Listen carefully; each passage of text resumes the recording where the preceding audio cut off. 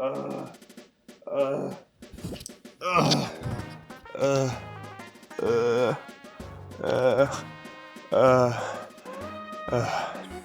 you both alive and breathing in the 21st century?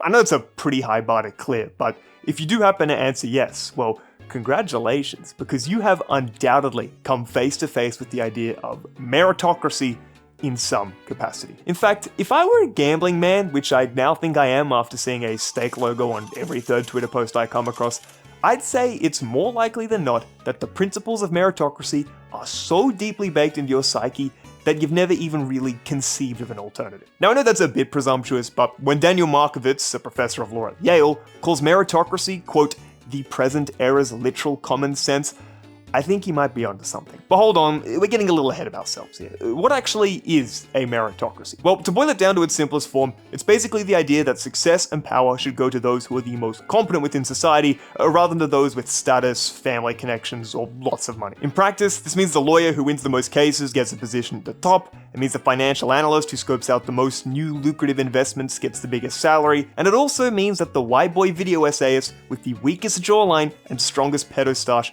also gets the most views and subs on YouTube. Now, after saying that out loud, a meritocracy may sound like the most intuitively correct and least controversial thing a human being has maybe said ever, because yeah, no shit. The people who are the best at something and provide the most value to society should obviously be rewarded for their hard work and talent. It's not just the moral thing to do, because people are obviously entitled to the fruits of their own labor, but when there's good plumbers, good doctors, and especially good white boy video essayists, society is better off for everyone, right? Wrong. If you actually go back and take a look at human history, this is both an extremely new and extremely radical idea. For basically as long as we have organized ourselves into civilizations, humans have existed in much more rigid hierarchies, determined not by your merit or ability to complete a certain task, but by whether or not you own land because your god said so, or particularly because of your lineage and whatever your last name happened to be. Now, you may notice that those three factors are, well, a little bit outside of your control as you exit the womb into existence, and yeah, you'd be absolutely correct. You had to be a part of a very lucky few for any chance of a prosperous life, and more often than not, that came about because of nepotism. Obviously, with how our little monkey brains work, we have a biological imperative to reproduce and protect our genetic material, and that was one of the guiding principles as to how society organized itself, and still does to a lesser extent. To quote biologist Mary Maxwell, the practice of nepotism defines social species. Just take a look at basically any civilization in history, and you're looking at a series of different families vying for control of an empire so that they can be the ones to hold power and pass it down to their offspring. It's entirely possible that your next of kin could possess zero skills which made them fit to rule over millions of people, and hey, they could even be literally insane and declare war on the ocean and order their soldiers to start stabbing waves and stealing seashells, but because your great-grandfather was Julius Caesar, it's actually totally fine. Send another 20 trillion to the war against Neptune. It was only in the 18th century, after thousands of years worth of progress in human thought and a few revolutions here and there, that this sort of nepotism was phased out in favor of, well, merit. Just take a look at Article 6 of the Declaration of the Rights of Man from the French Revolution. All citizens, being equal in the eyes of the law, are equally eligible to all dignities and to all public positions and occupations, according to their abilities, and without distinction except that of their virtues and talents. This was a massive deviation from the norm, and although it may come across as a self-evident truth to us nowadays, this idea that your position should be determined by your ability and not your parents was completely unprecedented. And I honestly can't believe the French were amongst the first to adopt it. Like, come on, you just don't expect anything relating to hard work and the French to be in the same conversation. Now, it's not as though a true meritocracy was instantly realized at this point in history. I mean, God, the poster child for this philosophy, the recently established United States of America, still had about 100 years until they abolished slavery, but it did get the ball rolling. The real push came at the midpoint of the 20th century, with what some authors have dubbed as the meritocratic revolution or meritocratic coup d'etat, which does sound extremely threatening and violent, but it actually just boils down to a bunch of nerds going to college en masse. Adrian Woolridge, who wrote a great book on this topic, pinpoints the exact moment this revolution began to the 22nd of June, 1944, when Franklin Roosevelt signed the GI Bill into law, which promised veterans returning home from war a free college education. This saw 1.6 million veterans enroll in college in 1947 alone, which was more than the entire college population of the United States just 7 years prior. With such a dramatic emphasis being placed on higher education, well, the floodgates metaphorically broke open. Elite colleges became hyper-competitive training grounds for skilled labor, with their acceptance rates plummeting. Business leaders began to see tertiary education as a necessary prerequisite for success. Women began entering the workforce at an unprecedented rate. As it turned out that they were just as able as their male counterparts, we saw the rise of politicians like Reagan and Thatcher, who placed a massive emphasis on hard work, personal responsibility, and other meritocratic values, which proved to be enormously influential, especially on the next generation of neoliberals like Bill Clinton and Tony Blair in the UK, who became obsessed with merit. And to cut an extremely long story short, here we are in 2025, where Singaporean students are praying to the quote, bell curve gods so that they can get good grades on their exams. We now live in an era with unprecedented social mobility. Anyone from any class can make it, as long as they try hard enough. Your parents can no longer just hand down money and wealth to make you successful automatically, and everyone's happy. We're all happy. It works. It exists. We did a good job. There's no more problems because meritocracy actually totally exists. So that kind of brings us to the first topic of debate in this video. And that's a pretty simple question. Do we actually live in a meritocracy? Now, I might lose you for a second here, but it's kind of hard to deny the fact that the most capable people in society right now aren't also the most successful. There's obviously exceptions to this. You know, we all love seeing some nepo baby indie artist whose parents have blue names on Wikipedia for some reason, but in reality, it's never been so ruthlessly competitive in industries like finance, law, consulting, and business, and if you don't stack up against the rest, you're not gonna find yourself at the top. But with that being said, I do think it is the wrong question to be asking. For more clarity, we need to be directing our attention elsewhere. And just like a racist 13-year-old boy who's discovered FBI crime statistics for the first time, I have some numbers I'd like to show you. In 2017, a New York Times article reported that, and I quote, at 38 colleges in America, including 5 in the Ivy League, more students came from the top 1% of the income scale than from the entire bottom 60%. To add on top of that, the Pew Charitable Trust in 2012 also reported that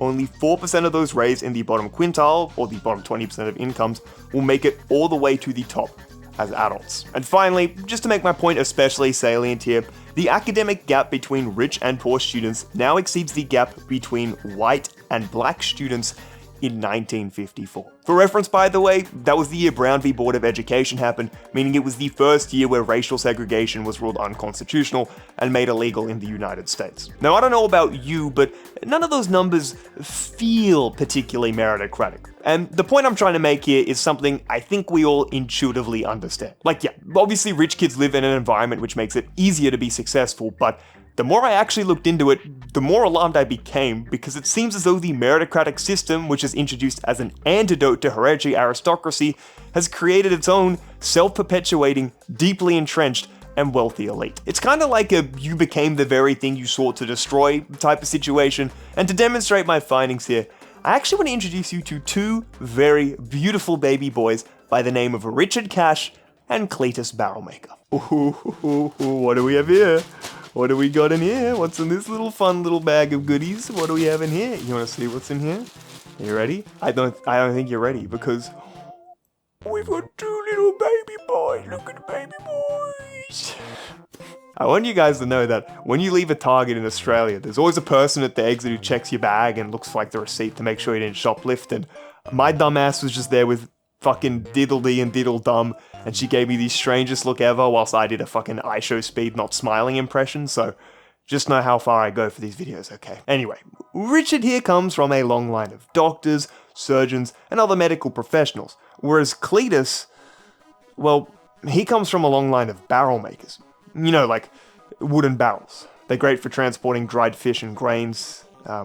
Cletus's family history cannot be separated from that of the construction of barrels, hence the last name, Barrelmaker. This means Richard will grow up in a very wealthy and highly educated family, whereas Cletus, well, let's just say the barrel making industry isn't particularly lucrative. So how will their lives unfold differently? Well, the first obstacle Cletus has to face here is one before he's even born. A Canadian study from 2007 linked the chronic stresses experienced by low socioeconomic status mothers during pregnancy, stuff like crowded home environments, unemployment, and financial issues, with the stunted development of the fetus and premature births. Both of these are linked with a series of long-term health problems, ranging from behavioral issues such as attention deficit disorder, to intellectual and physical disabilities, and even to sudden infant death syndrome, which may be the most brutal 4-word combination there is in the entire English language. Then, once Cletus actually makes it into existence, he is 8 times more likely to grow up in a single-parent household relative to Richard, because his family belongs to the bottom 20% of incomes, which means less attention, less support with stuff like schooling, and worse mental health outcomes in the long term. By the time he's 2 years old, he will have already fallen behind by 6 months in his language development compared to Richard, and by the time he's 4, he will have heard 32 million fewer words and will have a vocabulary which is 53% smaller. For the sake of brevity, we won't touch on preschool, but by the time they both enroll for kindergarten, this is where those small differences will really start to accelerate. Richard will either go to a private school, well, if we're in the United States, he'll go to a public school, which is mostly funded by the local property taxes from his rich neighborhood, which means smaller class sizes, better facilities, and of course better teachers too. I will admit that school funding is a little more complicated than that, as some states have more redistributive policies to make it more even between schools, but a 2015 report by the Obama government found that the top 25% of public schools in the US were spending something like $1,500 more per student compared to the bottom 25% of schools. And look, more resources is obviously going to be more advantageous for little Richard here, but another big piece of this puzzle isn't so much the money itself, but the attitudes, the culture, and the parenting styles associated with having money. Just have a look at this passage from Malcolm Gladwell's book Outliers, where he's talking about the findings of sociologist Annette Lareau. Lareau calls the middle-class parenting style concerted cultivation. It's an attempt to actively foster and assess a child's talents, opinions, and skills. Poor parents tend to follow, by contrast, a strategy of accomplishment of natural growth. They see their responsibility to care for their children, but to let them grow and develop on their own. Now, it's important to note that this isn't a moral evaluation, as poor kids tend to be less whiny, they're more creative, and also more independent. But at least when it comes to the academic realm, this style of concerted cultivation, or we might think of as some degree of helicopter parenting, is enormously valuable, because these kids know how to stand up for their own interests, they're more comfortable interacting with adults, and they just tend to flourish more in these structured learning environments. By contrast, children like Cletus from poorer families tend to be more distant and distrustful of parents, and they also just don't know how to stand up for their own interests in the same way a rich kid was trained to. To put it simply, as Gladwell does in his book, rich kids have a cultural advantage when it comes to academic achievement, which is perfectly suited to succeeding in the modern world. By the time these kids make it to 8th grade, Richard will find himself 4 grade levels ahead of Cletus, and as I alluded to earlier, this disparity exceeds that of the black and white achievement gap that was present in racially segregated schools at mid-century. If we ignore the fact that this camera angle changed slightly and instead fast forward to a time when they're both in high school and ready to take their SATs, well, because Richard comes from a family earning more than $200,000 per year, his chance of getting a score of 1,400 is 1 in 5, but for Cletus, who comes from a family earning less than $20,000 per year, well, his chance is just 1 in 50 to get the exact same score. In total, Daniel Markovits estimates that the lifetime investment a rich child receives is, quote, equivalent to a traditional inheritance in the neighborhood of $10 million per child. And a quick question here, what fucking hope does Cletus Barrelmaker have of competing with that? The cumulative advantage that wealth provides is just so enormous that even if these two kids had a similar level of natural aptitude to begin with, well, by the end of things, they were just never going to end up in a similar place in life. I was actually rereading 12 Rules for Life by Jordan Peterson the other week. I know, don't fucking shoot me, but he actually referenced a group of studies with identical twins separated at birth that seem to suggest that IQ can differ by up to 15 points if the first twin was raised in a family in the bottom 15% of incomes and the second is raised in a family in the top 5% of incomes. As I started this section off saying, we all implicitly understand that rich kids get better opportunities in life and are more likely to succeed, but when you really start diving into the data, the difference is kinda overwhelming. This example of Richard and Cletus barely scratches the surface as well. Like, poor kids also just tend to grow up in noisier environments, which makes it harder to focus and can stunt their cognitive development, but that's just not a factor people tend to consider, and there's probably hundreds more like that too. So with all that considered, can we really say we live in a meritocracy if a rich kid who might be similar in natural aptitude to a poor kid is just so much more overwhelmingly likely to succeed purely because of their wealth? Intuitively, that doesn't seem very fair, and we'll consider it more in a moment. But for now, this brings our attention to what is essentially the vanguard of modern meritocracy,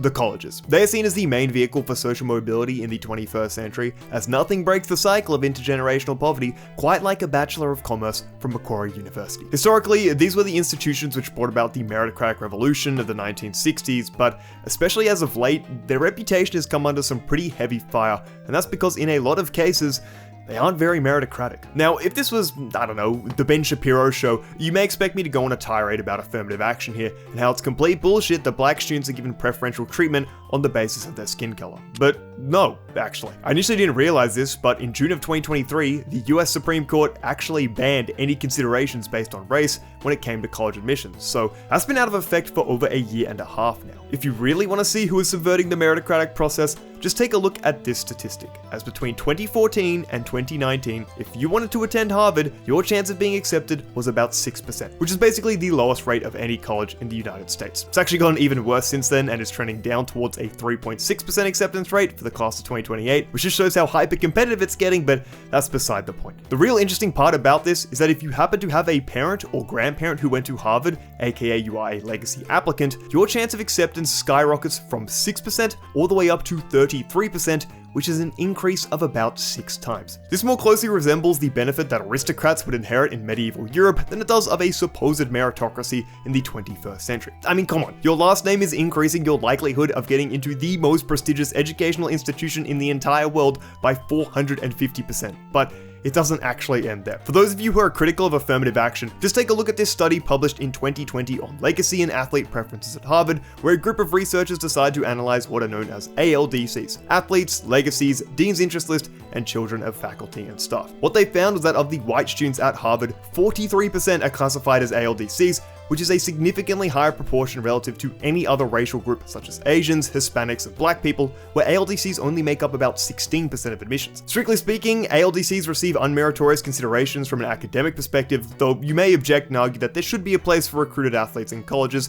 which I would tend to agree with. But when you actually go and break down the demographics of white athletes specifically, it's pretty clear to see who is benefiting the most. Around 14.6% of the white students who are admitted to Harvard are considered to be economically disadvantaged, but if you compare that to the white athletes, that drops all the way down to 3.2%. In other words, you are 4.5 times more likely to be economically disadvantaged as a regular white student at Harvard than you are as a white athlete. As the study points out, a big reason for this disparity is due to the types of varsity sports that Harvard offers. We're looking at some of the wankiest shit you can imagine, like fencing, sailing, and skiing, which are expensive sports that only tend to be offered at elite public and private schools. In fact, if you take a look at the class of 2019, 26% of the recruited athletes, regardless of their race, were from families earning more than $500,000 per year, which is the top 1% of incomes in the United States. If Harvard were to operate on solely meritocratic standards, this study estimates that 74% of white ALDCs would not meet the proper requirements and would not be admitted to the college. This is equal to about 18% of the entire cohort from 2019, or about 367 students who would be barred from admission. If you include other races, that means about 30% of any given year group at Harvard consists of ALDCs, aka close to 1/3 of the students at the most prestigious educational institution on planet Earth aren't actually there on the basis of their own academic merits. I'm not making a moral judgment about that fact, I'm simply pointing out that it's definitionally unmeritocratic. And look, I know that's fun and all, but I do want to shift our attention to the event which completely undermined people's faith in higher education in the United States in the first place, the Varsity Blues scandal of 2019. Now, just to be clear, this isn't necessarily a major blow against the college system, because what happened here was literally illegal and fraudulent, but it does show the potential that money and power have to corrupt the admissions process. Basically, a college consultant by the name of William Singer received more than $25 million over an 8-year period from rich parents who wanted to get their children into elite schools like Yale, Stanford, and USC. To do this, Singer employed a variety of different, very illegal methods, such as bribing coaches to give places on their team to these children, whether or not they actually played the sport in the first place. He paid off proctors to change SAT scores, and he would even get other students to fake their identity and take tests on behalf of the rich parents' children so that they could get better marks. According to Singer himself, he helped more than 761 families get their children into college, and what's important to remember here is that these admissions are a zero-sum game. The places he was able to illegitimately secure for the families paying him directly blocked other, more capable applicants from attending their dream college. And hey, if the prospect of breaking the law and going to jail is a bit scary for you, there's also the totally legal version of this strategy to get your kid into college, and that's with the power of donations. The most notorious case of this would have to be Jared Kushner, aka Donald Trump's son-in-law, whose real estate developer father, Charles Kushner, conveniently decided to donate $2.5 million to Harvard back in 1998 when his son was applying to get in. Now, if you take a look at Jared's academic record, it was pretty damn mediocre, and an official from his high school told reporters that, quote, his GPA did not warrant it, his SAT scores did not warrant it, we thought for sure there was no way this was going to happen. But luckily for Jared, he managed to defy the odds as he was ultimately admitted to Harvard University on the back of nothing but his God-given ability and Stakhanovite work ethic. At least in the case of the Kushners, that $2.5 million, which is worth closer to $5 million today, could contribute to the quality of the college itself. I mean, sure, a donation like that completely undermines any of the meritocratic values that Harvard prides itself on, but at least the money can fund better facilities and professors, which leads to a better education for all the students attending. But the same cannot be said about William Singer. That $25 million was funneled straight into his fraudulent ass pockets, though I guess some of that has gone back to the government now after he did have to forfeit the money, but you get my point. Also, another fun fact here, Mr. Singer only had to serve 16 months in jail and is now literally back as a college consultant, which is crazy because I would have thought all the bribing and fraud and corruption would sort of bar you from that line of work, but it appears it doesn't. And hey, once you actually make it past the admissions process into one of these elite colleges, well, at that point, the world is your oyster. You're only going to come out the other end of your education more competent, more hardworking, more skilled, and you'll also have a resume which will make literally any employer's eyes water. Even if you don't happen to go to an Ivy League school and instead graduate from some boring old regular college or university, you'll still massively benefit from what economists call the college premium, which is the difference in wages between college graduates and high school graduates. Since the 1980s, this gap has doubled to a point today where the median male worker with just a high school degree will make about $1.5 million over their lifetime, whereas the median college graduate will make over 70% more at $2.6 million in their lifetime. So, you know what to do. Go get that high-paying job, start that beautiful family with 2.5 children, and continue the cycle by bestowing your educational and economic advantage down to your next of kin.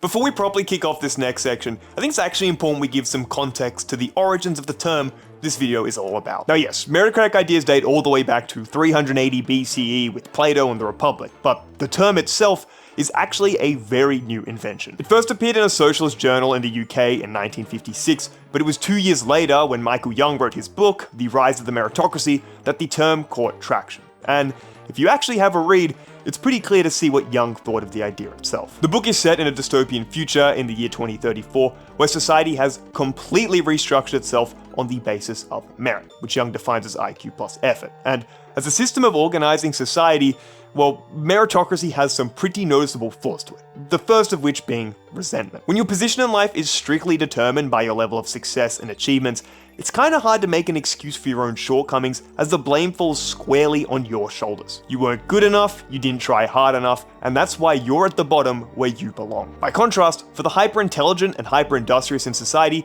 they'll feel prideful and deserving of their top spot because it was through their own ability entirely that they earned it. It's in this dichotomy between the successful and unsuccessful that Young identifies one of the, quote, characteristic modern problems, as some members of the meritocracy have become so impressed with their own importance as to lose sympathy with the people whom they govern. Now, on a completely unrelated note to anything I just said, I want to read to you a passage from Michael Sandel's book, The Tyranny of Merit, and let's see if you happen to notice anything interesting about it. Quote, researchers surveyed the attitudes of well-educated Europeans towards a range of people who are typically victims of discrimination. Muslims, people of Turkish descent living in Western Europe, people who are poor, obese, blind, and less educated. They found that the poorly educated were disliked most of all. In a similar study conducted in the United States, the researchers offered a revised list of disfavored groups, including African Americans, the working class, and people who are poor, obese, and less educated. The American respondents also ranked the less educated at the bottom. That's right, amongst all minority groups and those who tend to face discrimination,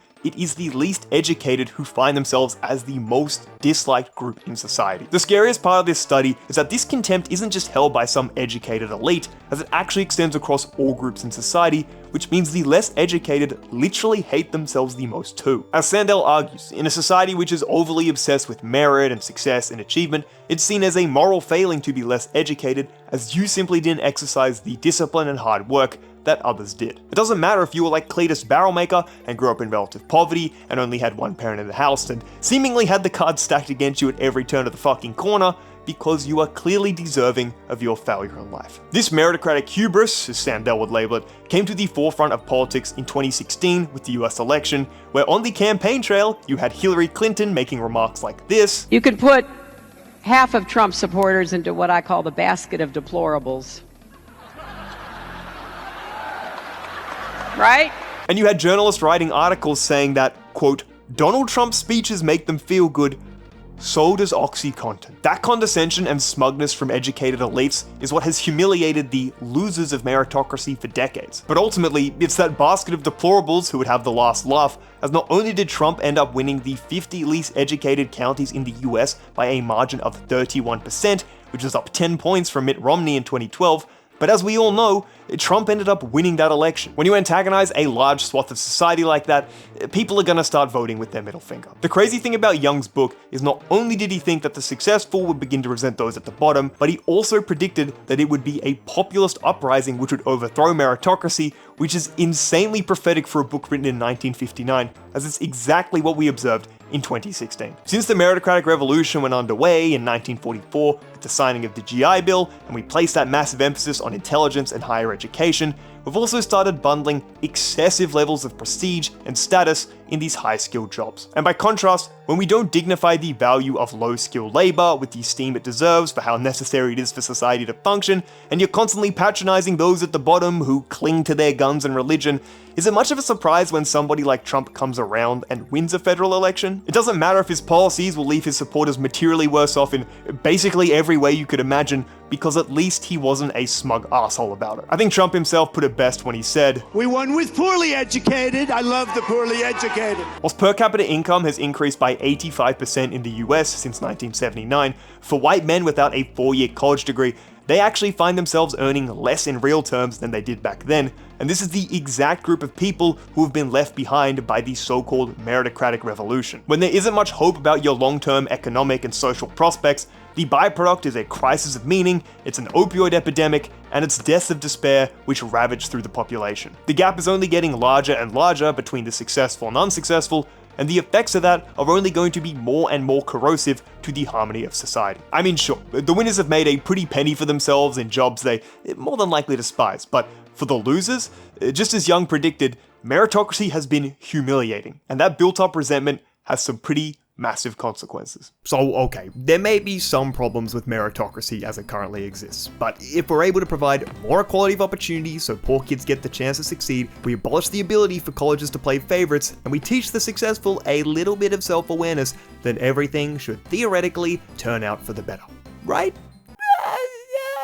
Yeah, it would be better, but I might have to throw a spanner in the works here because, well, what if the issue here isn't our failure to live up to a true meritocracy, and instead is the idea of a meritocracy in the first place? Now, before you start frothing at the mouth in visceral rage, just hear me out. We'd all agree that being born into wealth is a completely undeserved advantage, right? It's not like you did something extremely impressive during your pre-existence which destined you to a more affluent womb. Well, unless you're one of my Hindu or Buddhist bros who believe in reincarnation and see that as a byproduct of good karma in a previous life, but at least in the secular view of things, growing up in a rich or poor family is completely arbitrary. But do you know what else is arbitrary in the exact same way? You. Just as you had no control over whether or not there was a silver spoon shoving expensive pureed vegetables into your little baby mouth, you also had no say over what biological endowments you received from your parents. Your height, intelligence, attractiveness, whether or not you got those hunter eyes with positive canthal tilt, your predisposition to alcoholism, and your proneness to injury, all come back to your genetic makeup, which you had absolutely no control over. My favorite example of someone's body just being absolutely primed for their success is Michael Phelps, the most decorated swimmer and Olympian of all time. He's extremely tall at 6'4", he has an abnormally long wingspan, his torso is proportionally larger than his legs, which is ideal for swimming, his palms are massive, his ankles are hyper-flexible, he has double the lung capacity compared to the average person, and his body produces half the lactic acid that his competitors do, which leads to much faster recovery times and longer endurance. If there is a god, and he tried to create the perfect swimmer, it was Michael Phelps. Now, the counter argument to this is that, well, yes, Michael Phelps obviously benefited from some good fortune with his genetics, it also took an enormous amount of hard work and discipline to refine that raw talent. He's gone on record saying that he swam more than 13 kilometers every day, which is about 6 hours in the pool, for basically 20 years straight, birthdays and Christmas included. I mean, God, just to swim that much, Phelps was eating somewhere between 8 and 10,000 calories per day, which included 5 fucking Monster energy drinks, but when I have 2 sugar-free Monsters per day, and my recycling bin looks like a swirling sea of grey from the empty cans, and I've had chest tightness for half a decade, apparently it's me who has the problem. Anyway, this idea that effort makes us morally deserving of our innate talents is one shared by Adrian Woolridge, the author of the book I mentioned previously, and he actually talked about it in a debate he had with Michael Sandel. We don't necessarily morally deserve our innate ability, but we do deserve our achievements. It's the combination of IQ and effort that produces achievement. So half of that is morally deserved, which is your achievement, your effort. Half of it is not morally deserved. On its surface, this makes a lot of sense. You may have fortunate genetics, which makes it easier to build muscle, but without those countless hours in the gym actually lifting the weights, it won't mean anything. You may be naturally intelligent, but without a strict work ethic and lots of study, you're not going to reap the academic results you are truly capable of. It's therefore in the effort we exert to unlock these biological gifts that we become morally deserving of the benefit they provide, with the money, the power, and the status. This is a pretty compelling argument which highlights the power of human agency and discipline and hard work, which we all love so much today in society, but then I noticed something when I was watching a debate between Dr. Mike and Dr. Mike on the topic of obesity and what its causes are, and the big bald one dropped a really interesting fact. We also know that conscientiousness is profoundly genetic. Maybe 50% of conscientious behavior is accounted for entirely by the genes.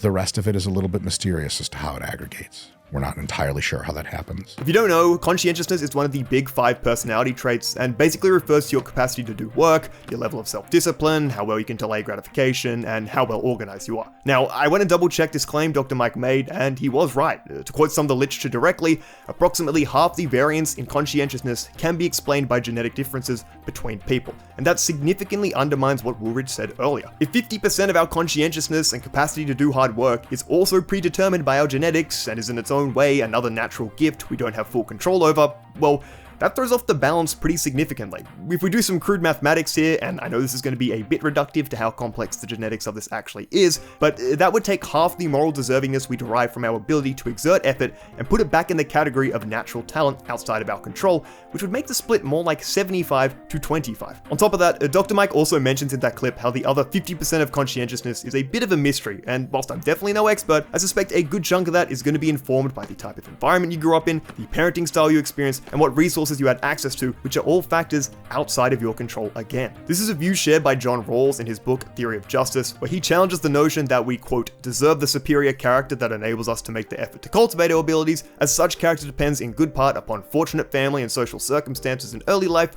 for which we can claim no credit. The notion of desert, or deservingness, does not apply here. Again, in a similar way to our genetics, the early experiences which shape us and partly determine our capacity to exert effort later on in life are also outside of our control, which makes them just as morally arbitrary. Sandel also raises another good point in his book, as not only are the natural talents we're endowed with arbitrary, but not all talents are created equal, as we don't control which ones are valued by the society we're born into. He gives a great example to illustrate this point, which I'm definitely not using because it happens to mention the greatest human being to ever step foot on planet Earth, but LeBron James makes tens of millions of dollars playing basketball, a hugely popular game. Beyond being blessed with prodigious athletic gifts, LeBron is lucky to live in a society that values and rewards them. It is not his doing that he lives today when people love the game at which he excels, rather than in Renaissance Florence, when fresco painters, not basketball players, were in high demand. So LeBron is not only lucky to be perhaps the most gifted athlete to have ever walked on the face of the planet, but he's also lucky to exist in the 21st century, where the NBA is able to sign TV deals worth $76 billion over 11 years because of how popular the sport of basketball is. Back in the days of the Roman Empire, LeBron would have probably just been a really good soldier in one of those turtle formations they did with the shields and spears, because we hadn't invented the possibility of creating a 10-figure net worth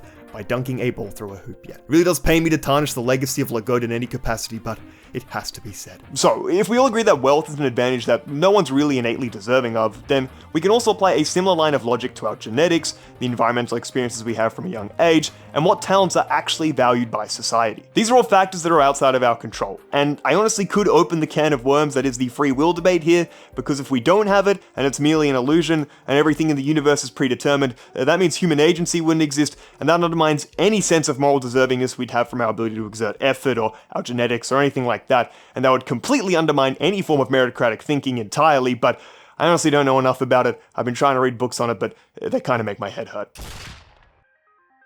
I think the most important thing to emphasize here, before we get too stuck into the solutions, is that the idea of merit is very different from the system of meritocracy. A counterexample people tend to bring up on this topic is the weird hypothetical of, oh, if you don't like meritocracy, liberal, then does that mean you want to do a bad doctor to do your heart surgery? I don't think you want a bad doctor to do your heart surgery, do you? And the answer to that is obviously no. Michael Sandel, who is probably the most popular public critic of meritocracy in the 21st century, literally starts every single one of his talks saying how he of course wants good doctors to be doing his surgery and competent pilots to be flying him around the world. If I need surgery, I want a well-qualified surgeon to perform it. That's merit.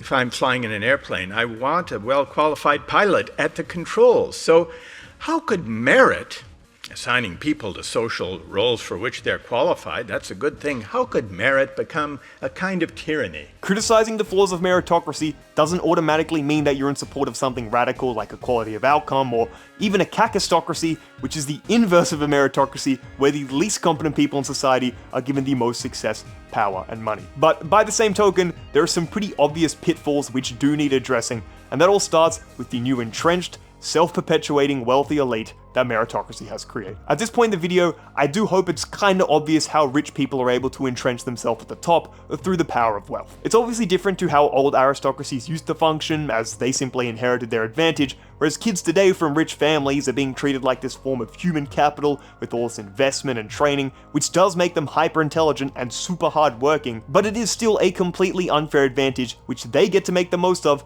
and others do not. I do want to mention that we shouldn't vilify individuals here, as hell, I mean, I myself am the byproduct of a rich family who could send their kid to a fucking private school, and look at me talking about meritocracy, but it is true that it's human nature to want to give your children the best opportunities. After all my reading on this topic, it did feel like there were moments where there was this kind of underlying resentment towards the successful. And don't get me wrong, there is an absolute abundance of rich people who are more than deserving of a bit of criticism, but in a vacuum, making the most of the natural talents you have and the opportunities gifted upon you, as unfair as they may be, shouldn't be condemned, and we'll talk about why that is in just a moment. I also did want to mention quickly that if you have been dealt a pretty bad hand in life, you may come away from a video like this with a bit of a sense of complacency towards the systemic barriers you face. Objectively speaking, it is an uphill battle, just look at any of the data on social mobility basically anywhere in the world, but that shouldn't stop you from aspiring to becoming a better version of yourself. That may sound kinda corny, but I mean, come on, just take a look at my bookshelf. That basically screams of a 20-year-old who got his heart broken. Maybe that comes across as naive and contradictory to other things I've said previously in this video, but I do genuinely think some optimism can go a long way on an individual level. Anyway, to tackle this issue of the entrenched elite, I do want to start by talking about someone we mentioned earlier in the video, John Rawls, as he developed an idea called the difference principle, which I think offers us a good starting point. Although Rawls did believe we are both morally undeserving of our natural talents and our ability to exert effort to refine said talents, he still does think we should cultivate them. Super intelligent and industrious people benefit society greatly, and Rawls argued that some level of inequality in the distribution of economic goods and money and power was permissible as long as the disadvantaged people in society were better off than they otherwise would be. In this sense, Rawls believed that natural talents were this kind of common good which everyone in the community should be able to tap into and benefit from. Now I know that does kind of sound like it could be a justification for something on the more revolutionary side of things, but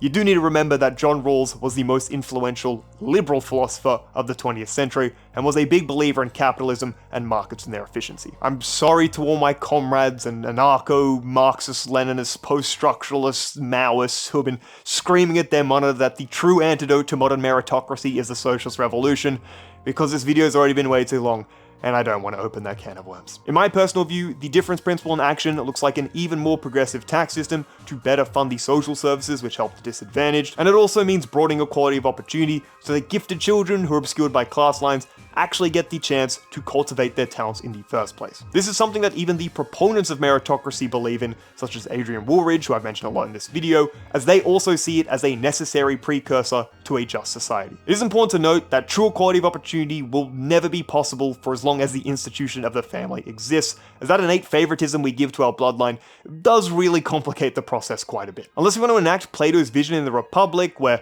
basically the state steals smart children and trains them themselves, and they're never allowed to see their family so we can sidestep the issue of nepotism entirely, there will always be some degree of inequality of opportunity, but that shouldn't stop us from trying to take meaningful strides to give everyone a fair chance in life. Meritocratic thinking has placed way too great of an emphasis on higher education, and I think we can sometimes forget that in countries like the US, in the UK, Australia, and Canada, that only about 1/3 of adults have a degree, which means the vast majority do not. There needs to be a bigger emphasis placed on vocational education, on trade schools and art skills, because people are naturally gifted at different things, and we shouldn't try to streamline everyone down the traditional path of academia. Now, to be fair, this does differ wildly from country to country, and you may already live somewhere that actually does a good job of this. In 2023, here in Australia, our Labor government wildly increased the amount of free places at TAFE, which is where you go to get a vocational education, to tear down the financial barriers that prevent less advantaged people from getting the technical skills they need for a job in the modern economy. I think steps like this are especially good because they emphasize the value and importance of jobs in construction,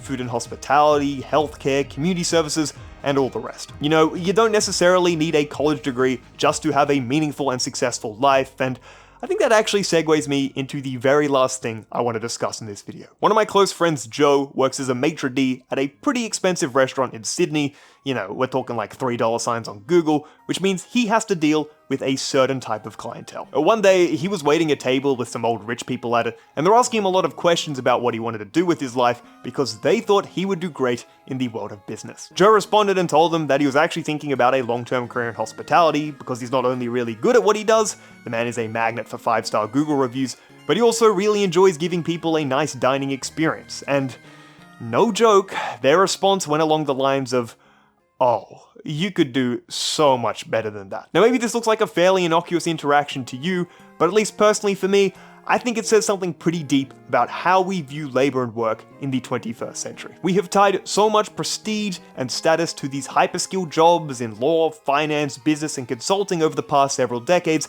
that we've begun to conflate people's economic value with their moral value to society. The people doing the most important types of labor, which are necessary to the functioning of our society, are simply not being given their fair share of respect and are not feeling as dignified as they should. This is a very important part of the equation, which I think some people on the left tend to look past, as yes, in the sense of consumption, it's obviously important that the material needs of the disadvantaged are met, but what is equally as important is the psychological need that people have to feel as though they are contributing to something bigger than themselves. Freud once said that love and work are the cornerstones of our humanness, and if you think that taking that away from them and continually throwing money at them with some comprehensive welfare state is magically going to solve all of their issues, I think that'd be a bit naive. Don't get me wrong, I'm all for better social safety nets, but there also needs to be a focus placed on redignifying all types of labor, as you shouldn't just be some gigabrain 14 doctorate hyper-skilled intelligent guy just to feel some type of esteem in the labor you're doing. This is a bit more of an abstract issue here, and I'm not even sure what a policy prescription looks like to shift the culture this way, but I do really think is an issue we need to address for the long-term harmony of society. If there's anything which truly encapsulates my thoughts here, it would have to be this quote from a speech Martin Luther King gave to a group of workers on strike in Memphis just 2 weeks before he got assassinated. "One day our society will come to respect the sanitation worker if it is to survive. For the person who picks up our garbage in the final analysis is as significant as the physician, for if he doesn't do his job, diseases are rampant. All labor has dignity." That MLK guy was pretty good, huh? Anyway, that's all from me. I really need to give credit to Michael Sandel's book, The Tyranny of Merit, because it's entirely what inspired this video. It's a great read, I'd recommend. If you want to go down below in the description, Mac, you're just so comfortable. If you want to go down the description below, I've got Discord, Instagram, Patreon if you want to support. But that's all from me. I hope you enjoyed, and I'll hopefully see you in the next video.